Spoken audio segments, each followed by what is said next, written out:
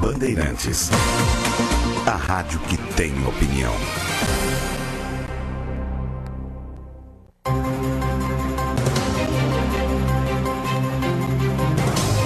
Repórter Bandeirantes. Reportagens, entrevistas, comentários e projeção dos fatos com credibilidade. Apresentação: Milton Cardoso.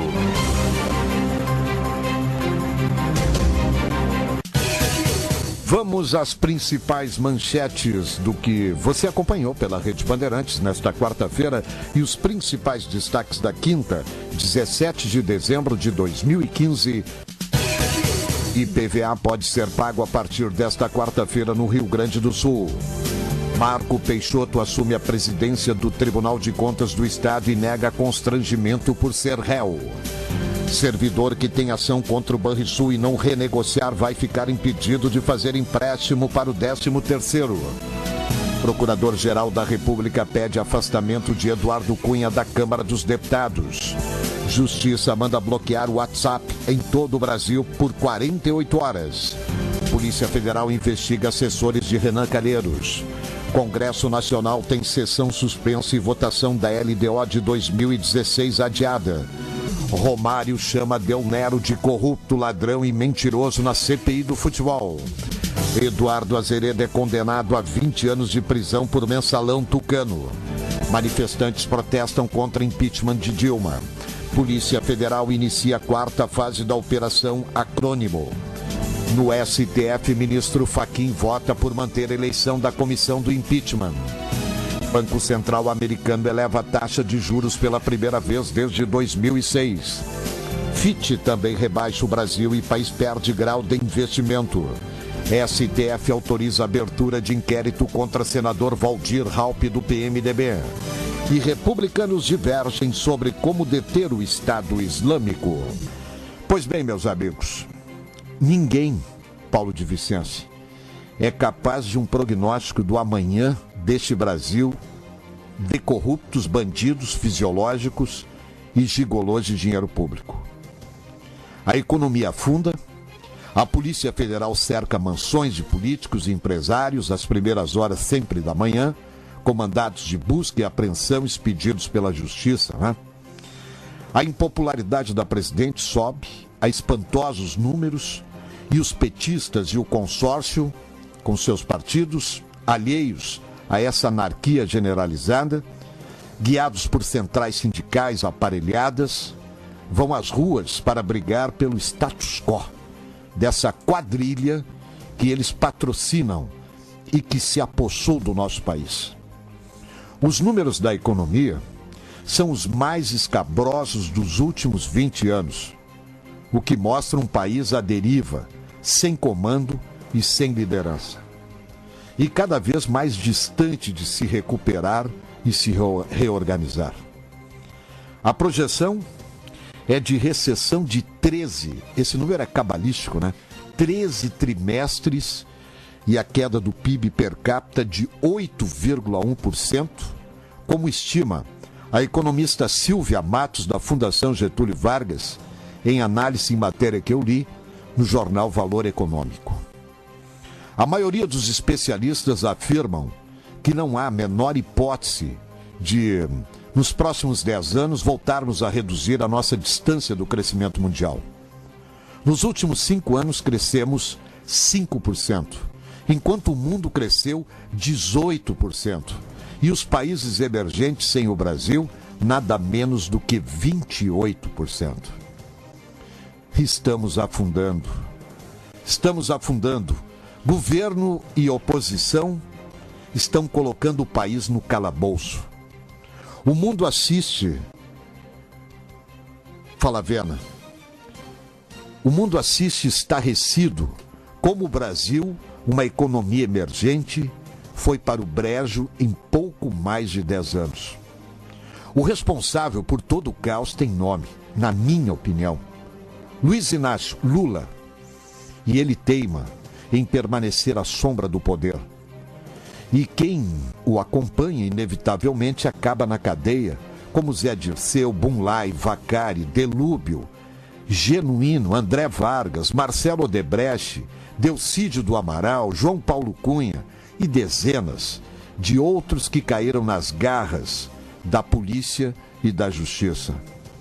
Como não bastasse atrair os amigos para a organização criminosa, Lula ainda envolveu os filhos, nora e outros familiares na onda mafiosa, como um pai desalmado, obcecado pelo poder, que conduz os parentes para o cadafalso. Mas o maior cometido, o maior erro, o mal maior cometido pelo ex-sindicalista contra esse país, sem dúvida, na minha opinião também, foi a escolha de Dilma para sucedê-lo. Despreparada, desequilibrada e alienada. A presidente conseguiu enterrar de vez o país. Insegura, talvez por isso ela queira enfrentar o mundo achibatada, tratando seus subordinados com desprezo e humilhação. Dilma deve despejar a última pá de cal na cova de um cadáver chamado Brasil, se até lá não for afastada da presidência ou mesmo renunciar. Se tiver bom senso e deixar o governo espontaneamente, certamente ela vai evitar um derramamento de sangue. Eu venho falando isso há muito tempo.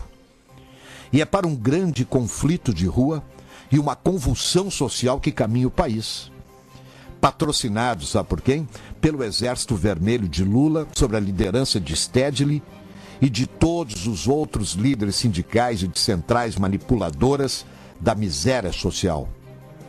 Olha, quero dizer para vocês que chega a doer na alma ver que estamos a caminho de o salve-se quem puder, graças às escolhas medonhas e cretinas que fizemos neste país.